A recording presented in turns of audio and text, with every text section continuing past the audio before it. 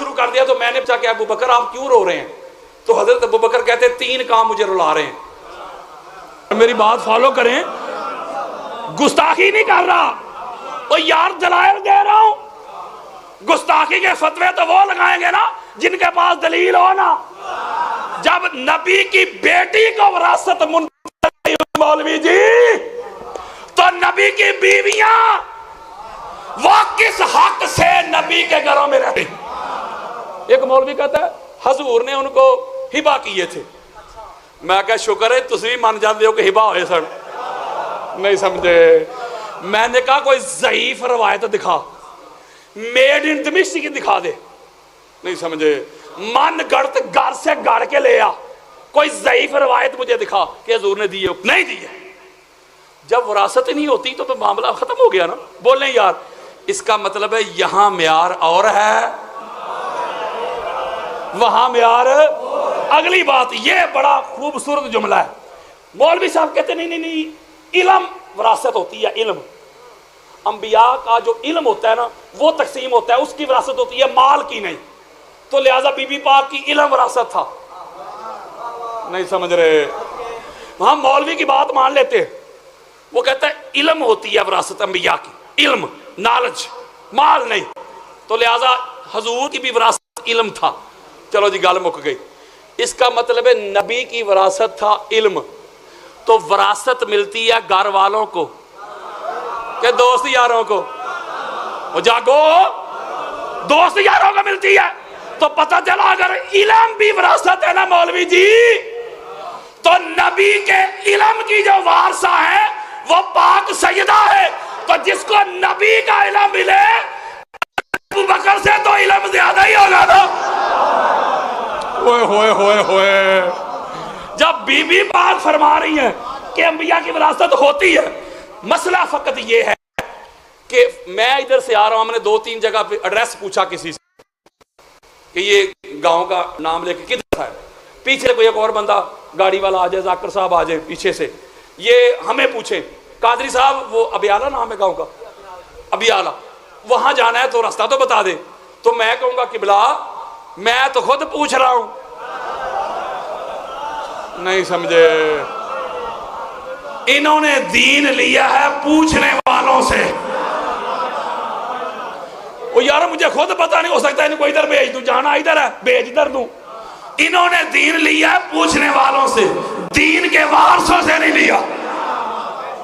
اور اگلی بات بڑی خاص ہے، یہ بھی ہماری کتاب ہے.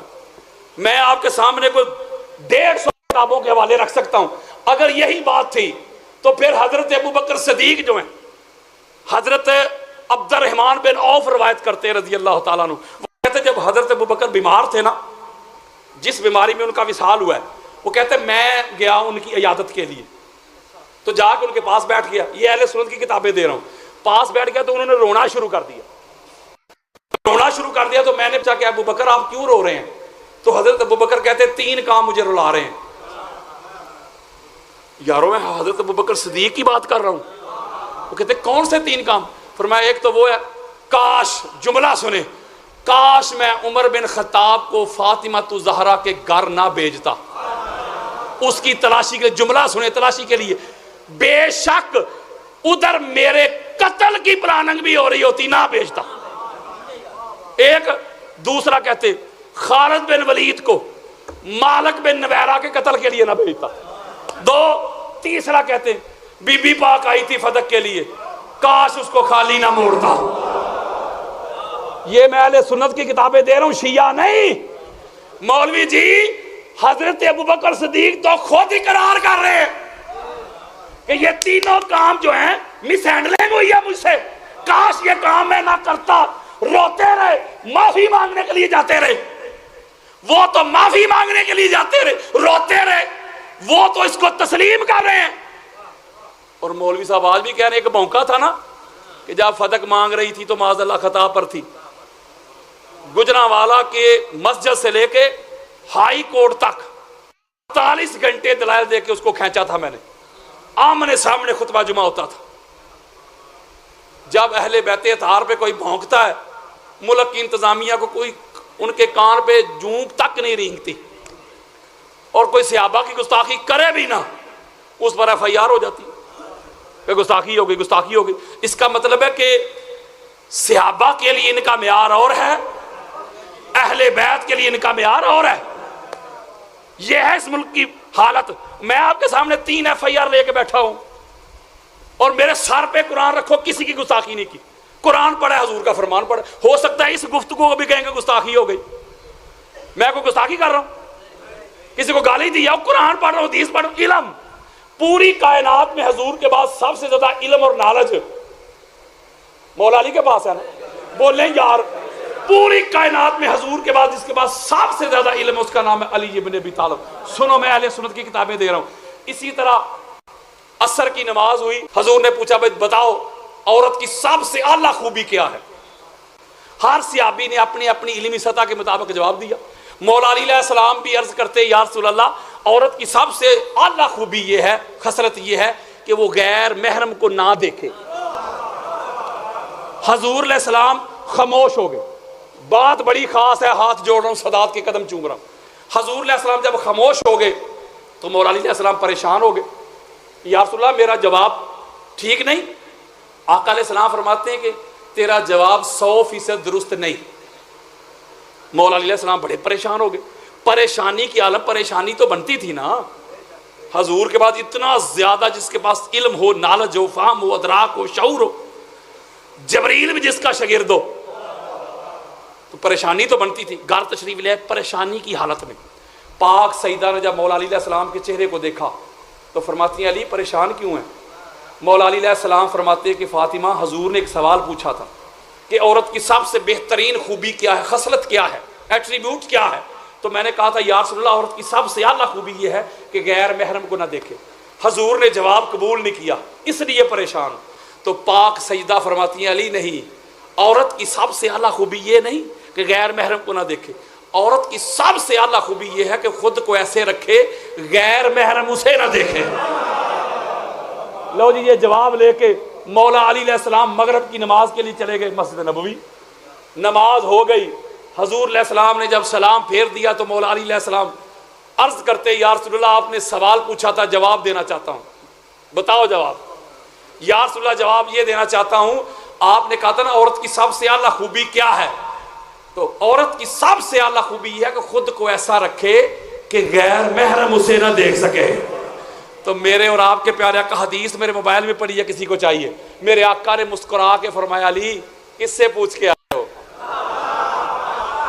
یا رسول اللہ فاطمہ تو زہرا سے پوچھ کے آیا ہوں. قال رسول اللہ صلی اللہ علیہ وآلہ وسلم ان فاطمہ تو بضعۃ منی.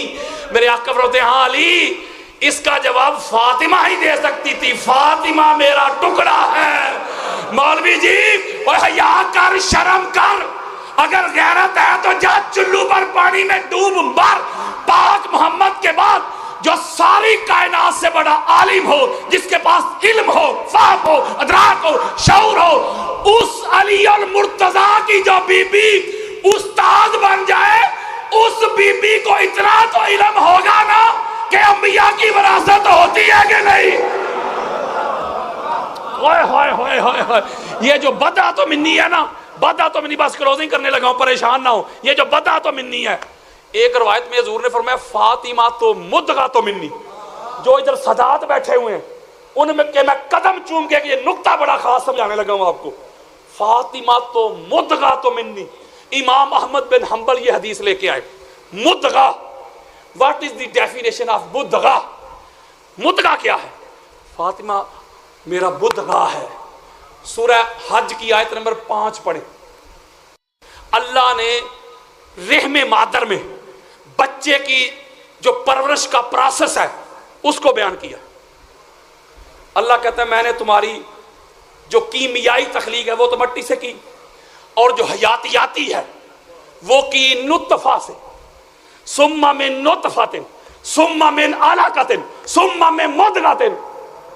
اب بولو یار، رحم مادر میں نطفہ آتا ہے، پھر اگلی سٹیج علاقہ بن جاتا ہے، ہینگنگ میس بن جاتا ہے، جالا سا بن جاتا ہے. تیسرا مدغہ. اللہ کا قرآن کہتا ہے جب مدغہ تو مدغہ میں اللہ روح ڈالتا ہے.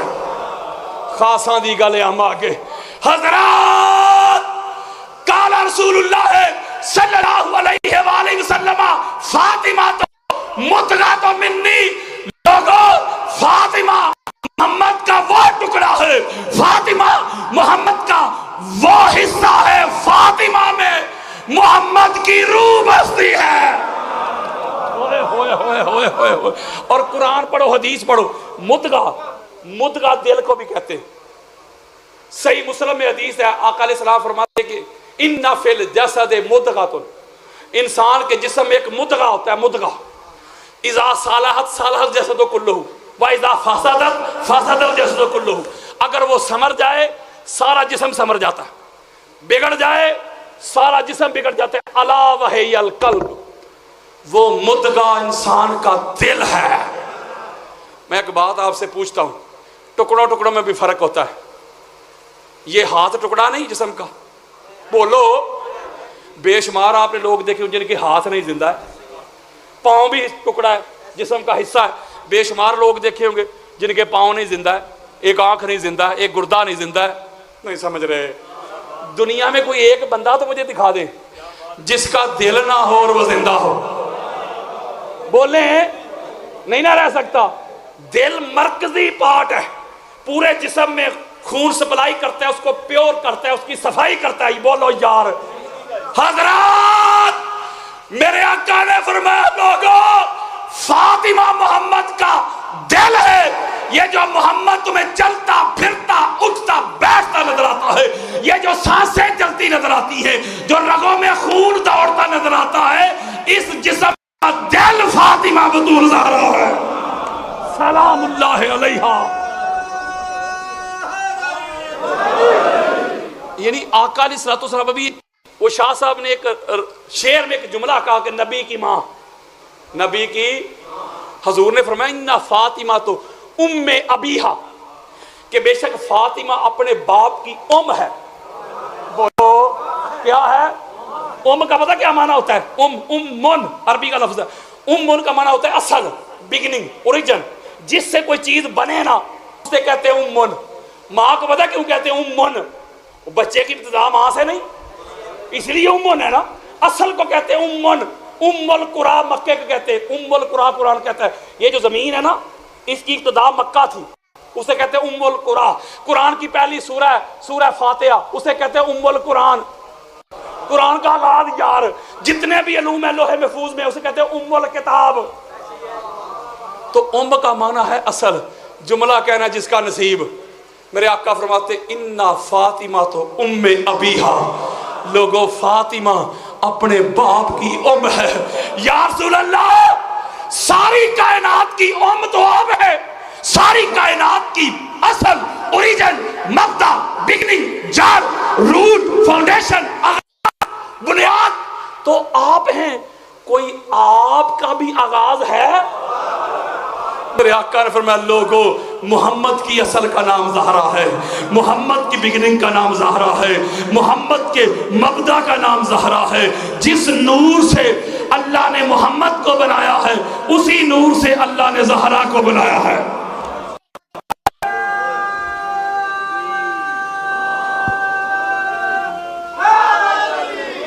اب اگلا نقطہ اس کا مطلب ہے حضور بن کے کل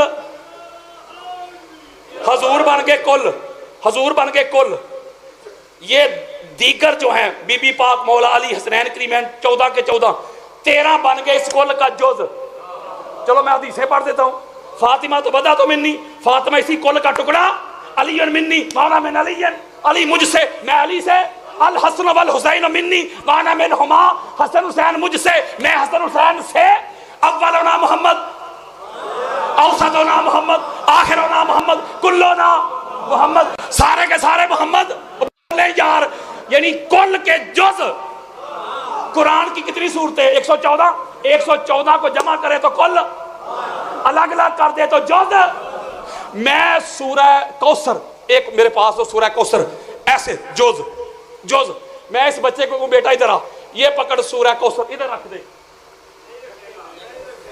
بولو یار کی ہو گیا جی بچہ کہے گا حضرت صاحب تھوڑی ماتیں نہیں ماری گئی کیوں یہ قرآن کا ٹکڑا ہے خاصا دی گل ہم آگے یہ کیا ہے قرآن کا ٹکڑا کس کا میں کہوں بیٹا قرآن کا ٹکڑا ہی ہے نا کل قرآن تو نہیں نا تو بچہ کہے گا حضرت جی جو ادب جو تہذیب جو توقیر کل کی ہوتی ہے نا وہی ادب ٹکڑے کا ہوتا ہے اور جا چلو بھر پانی میں ڈوب بھر پاک سجدہ کو جھٹلانے والوں اور کہنے والوں علم نہیں تھا نالج نہیں تھا معاذ اللہ غلط فہمی پہ تھی تیرے یہ جملے پاک زہرا پہ نہیں پاک محمد میں ہے ہوئے ہوئے ہوئے ہوئے ہوئے کیونکہ پاک سجدہ تو جز ہے حضور کا اب اگر بی بی پاک کے پاس کوئی علم نہیں نا تو یہ تو معاذ اللہ بے ادبی حضور کی ہو رہی ہے نہیں سمجھ رہے اگر آپ کہتے ہیں ان کے پاس علم ہی نہیں تھا تو سمجھ لے کہ حضور کے پاس نہیں تھا ان کا حق نہیں بنتا تھا تو آپ حضور کو کہہ رہے ہیں حضور کا حق نہیں بنتا تھا ان کو حدیث کی خبر ہی نہیں تھی معاذ اللہ آپ کہہ رہے ہیں حضور کو خبر نہیں تھی بلکہ کچھ جوز ایسے ہوتے ہیں یہ بڑا خاص نکتہ ہے بس ختم کرنے لگا ہوں کچھ جوز ایسے ہوتے ہیں اللہ کی قسم وہ کل کے لیول پہ چلے جاتے ہیں یہ سورہ اخلاص کیا ہے قرآن کا جوز ہے نا بولو یار جوز سورہ اخلاص قل ہو اللہ حضور فرماتے 3 مرتبہ پڑھو کتنی مرتبہ شیعہ سنی دونوں کرو کتابیں 3 مرتبہ پڑھو جوز کو کل کا ثواب لو ابھی بھی نہیں سمجھے حضور فرماتے ہیں پورا ایک بندہ پورا قرآن پڑھ رہا ہے الحمد سے والناس تک اسے ثواب مل رہا ہے پورے قرآن کا ایک بندہ فٹافٹ 3 دفعہ سورہ اخلاص پڑھ رہا ہے حضور فرماتے ہیں اسے بھی ثواب تو مان لیا نا پھر کچھ جوز ایسے ہوتے ہیں بلکہ یہ جو قرآن کے جوز ہے بس بڑی خاص بات دے رہا ہوں یہ جو قرآن کے جوز ہے الگ الگ 114 ہے نا یہ جو جوز ہوتے ہیں ان کا اپنا اپنا رنگ اور روپ ہوتا ہے ان کی اپنی اپنی صفات ہوتی ہیں ایٹریبیوٹ ہوتی ہیں الگ الگ سے جوز کی مثلا سورہ کوثر کو پڑھ کے دیکھیں اس میں قرآن کا کوئی اور رنگ ہے سورہ اخلاص پڑھ لیں توحید اس میں کوئی اور رنگ ہے سورہ رحمان پڑھ لیں اور رنگ ہے مزمل پڑھ لیں اور رنگ ہے آل عمران پڑھ لیں اور رنگ ہے بقرہ پڑھ لیں اور رنگ ہے بولو یار قرآن کے الگ الگ رنگ ہے نا جمع کرو تو کل قرآن حضرات 14 کو الگ الگ کر کے دیکھے تو یہ الگ الگ محمد کے رنگ ہیں روپ ہے صفات ہے ایٹریبیوٹ ہے کسی نے محمد کی عظمت دیکھنی ہو علی کو پڑھ کے دیکھ لو کسی نے محمد کی صلح کا امن کا رنگ دیکھنا ہو حسن ابن علی کو پڑھ کے دیکھ لو کسی نے محمد کی سری شہادت کا رنگ دیکھنا ہو حسین ابن علی کو پڑھ کے دیکھ لو کسی نے محمد کے علم کو گین کرنے کا رنگ دیکھنا ہو باقر العلوم کو پڑھ کے دیکھ لے کسی نے محمد کی فقہ کا رنگ دیکھنا ہو جعفر صادق کو پڑھ کے دیکھ لو کسی نے محمد کی رضا کا رنگ دیکھنا ہو موسیٰ کاظم کو علی رضا کو پڑھ کے دیکھ لے محمد تقی کو علی نقی کو پڑھ کے دیکھ لے تقویٰ طہارت کا رنگ دیکھنا ہو کسی نے بدر کے کمانڈر کا رنگ دیکھنا ہو حسن عسکری کو پڑھ کے دیکھ لو کسی نے حضور کی شان مہدیت کا رنگ دیکھنا ہو تو محمد مہدی کو پڑھ کے دیکھ لو حضور علیہ السلام کی انوارت جلیات کا پرتو دیکھنا ہو تو پاک بطول کی سیرت کو پڑھ کے دیکھ لو حضرت جی اور تجھے کس نے کہہ دیا کہ یہ 14 ہے ان کو الگ الگ کرے تو محمد کے الگ الگ رنگ ہے روپ ہے صفات ہے ایٹریبیوٹ ہے مظاہرے ہیں جمع کریں تو محمدیت کا عمل ہوتی ہے صلی اللہ علیہ وآلہ وسلم اس لیے میرے دوستوں میرے بزرگوں پاک منبر پہ ہاتھ رکھ کے کہہ رہا ہوں ساری رات کتب حدیث کے سمندروں میں گوتے لگاتا ہوں 25 سے زیادہ اہل بیت کی عظمت پہ میں نے کتابیں لکھی ہیں لاکھوں حدیث مصطفیٰ کے میں نے جام پیے ہیں میرے سر پہ کتابیں پڑھی ہوتی ہیں میرے دائیں بائیں ارد گرد کتابیں پڑھی ہوتی ہیں مجھے آج تک سمجھ نہیں آئی کہ اہل بیت کون تھے یہ دنیا میں کس رنگ میں آئے یہ دنیا میں کس روپ میں آئے ان کی حقیقت کو میں نہیں جان سکا یہ اللہ کا نور ہے اللہ نے کہہ دیا میں اپنا خدا ہونا بھی ظاہر نہ کرتا اگر ان کو ظاہر کرنا میرا مقصود نہ ہوتا اسی لیے میرے اور آپ کے پیارے آقا نے فرمایا تھا ابو بکر علی کون ہے علی کیا ہے؟ علی کی حقیقت کو جاننے کی کوشش نہ کرنا. علی کی حقیقت کو یا محمد جانتا ہے یا محمد کا خدا جانتا ہے. میرے دوستوں، میرے بزرگوں، اللہ کا قرآن، مصطفیٰ کا فرمان اپنے صحابہ کو جاتے وقت حضور علیہ السلام یہی تلقین کر کے گئے، یہ تاکید کر کے گئے کہ قرآن اور اہل بیت دونوں جڑے ہیں. ان کی دہلیز پہ رہنا، ان کی بارگاہ میں جھک کے رہنا، ان کی میت میں رہنا، ان کی غلامی میں رہنا، ان کی نوکری میں رہنا، ان کی چاکری میں رہنا، واہ کیا اجر رسالت دیا امت نے. ادھر حضور کے جانے کی دیر تھی، یار لوگ اسی گھر کے دشمن بن گئے، اسی گھر کے دشمن بن گئے. پاک سیدہ روتی ہوئی کائنات سے تشریف لے کے چلی گئی. مولا علی علیہ السلام کو حالت سجدہ میں شہید کر دیا گیا. شہید کرنے والے کون تھے؟ مسلمان. مولا حسن کو زہر دے کے شہید کر دیا گیا. شہید کرنے والے مسلمان. مولا حسین کو 72 نفوس قدسیہ کے ساتھ کربلا کے ریگزار میں پیاسا شہید کر دیا گیا. اللہ کے کتے اور خنزیر بھی پانی پی رہے تھے. شہید کرنے والے کون تھے؟ مسلمان. امام سجاد کو، امام باقر کو، جعفر صادق، موسیٰ کاظم، علی رضا، محمد تقی، علی نقی، حسن عسکری علیہم السلام چن چن کے حضور کے شہزادوں کو شہید کیا گیا. شہید کرنے والے کون تھے؟ مسلمان. مسلمان تھے.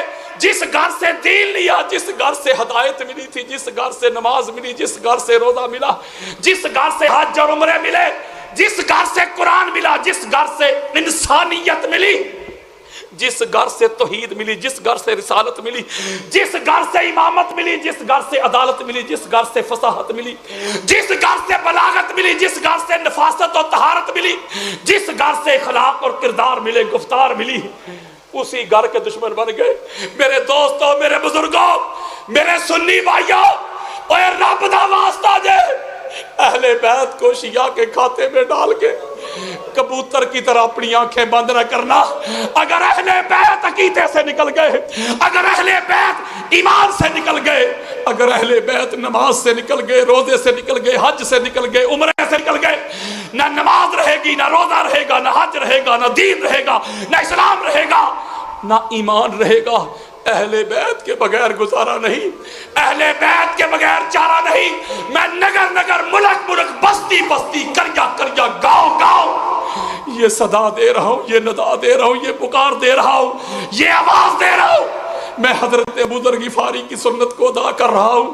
آؤ اس گھر کے منگتے بنو، اس گھر کے بھکاری بنو. اپنا اوڑھنا، بچھونا، جینا، مرنا، اٹھنا، بیٹھنا، اس گھر کی غلامی کر لو، نوکری کر لو، چاکری کر لو. امام ابن عساکر اپنی تاریخ میں ایک روایت لے کے آئے، اس پہ ختم کرنے لگا ہوں، 2 لائنیں ہیں. وہ روایت لے کے آئے کہ ایک روز امام ابن عساکر، پڑھی لکھی بات کر رہا ہوں، وہ کہتے ہیں ایک روز غازی عباس علیہ السلام شہزادہ علی اکبر کو نیزہ بازی کا فن سکھا رہے تھے. ان کے شاگرد جو تھے ان کو تربیت کر رہے تھے، جو جنگی مشقیں ہوتی ہیں کہ بیٹا اس طرح نیزے کو روکتے، اس طرح چلاتے، اس طرح تلوار اس طرح چلاتے. ان کو اس کی پریکٹس کرا رہے تھے. خیمے کی اوٹ میں پاک محمد کی پاک بیٹی سیدہ زینب سلام اللہ علیہا وہ یہ منظر دیکھ رہی تھی. اپنی بیٹی کو گود میں بٹھا کر اس کے منہ میں لقمے ڈالنے والوں، اپنی بیٹیوں کی زلفیں سنوارنے والوں، اپنی بیٹیوں کو شہزادی رانی کہنے والوں، ان کے لاڈ لڈانے والوں، بڑے بازار میں آپ کی بیٹی کا نام آ جائے تو مرنے مارنے پہ اتر آنے والوں، کوئی میری بیٹی، کوئی آپ کی بیٹی، کوئی زید کی بیٹی، کوئی بکر کی بیٹی، یہ محمد کی پاک بیٹیاں جن کے نموز کے لیے چاند چھپ جاتا تھا، سورج بادلوں میں گھس جاتا، ملک الموت دروازے پہ کھڑا رہتا، جبریل امین اندر جانے کی ہمت نہ کرتا، جن کو مدینہ کی گلیوں کی خبر نہیں تھی، بازار کا پتہ نہیں تھا کتنے موڑ ہیں، کتنے چوک ہیں، جنہوں نے نانا جان کی قبر انور کی زیارت کرنا ہوتی تو سیاہ رات کا انتظار کیا جاتا تھا. وہ پاک محمد کی پاک بیٹی ثانی زہرا، پاک سیدہ کی تو ثانی یہ ہے، بی بی زینب کی کوئی ثانی نہیں کائنات میں. آپ خیمے کی اوٹ سے یہ منظر دیکھ رہی ہیں. یکا یک اچانک مشق کے دوران ایکسرسائز کے دوران غازی عباس نے نیزے کا منہ شہزادے علی اکبر کی طرف کر لیا. پاک سیدہ خیمے کی اوٹ میں یہ منظر دیکھ رہی تھی, بے ہوش ہو کے گر پڑی. سیدہ ام کلثوم صدا دیتی ہے, غازی عباس نیزہ نیچے کر لے. علی اکبر کی پھپھو جان بے ہوش ہو گئی ہے. پاک سیدہ مشق کے دوران, ایکسرسائز کے دوران آپ سے تو شہزادے علی اکبر کی طرف نیزے کا منہ ہونا بھی برداشت نہیں ہوتا تھا. اس وقت آپ پر مصیبت کے کتنے پہاڑ ٹوٹے ہوں گے. اس وقت آپ کی کیفیت, آپ کی برداشت, آپ کی حالت کیا ہوگی جو مولا حسین شہزادے علی اکبر کی چھاتی سے کچا تھا.